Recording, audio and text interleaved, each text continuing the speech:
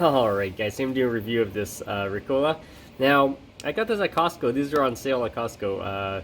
They give you 50 per count of in a bag, so it was actually a pretty good deal. There we go.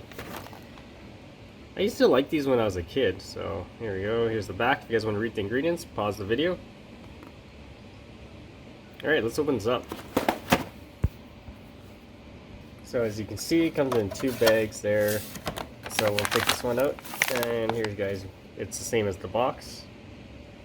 Here's the back. Let's do a quick taste test. Okay, this is what the wrapper looks like. They're actually kind of small. So, alright, so it has a really strong peppermint flavor. Yeah, really strong peppermint flavor. As you can see, sugar free. So, alright, definitely check it out, guys. Have any questions, comments, subscribe to the channel.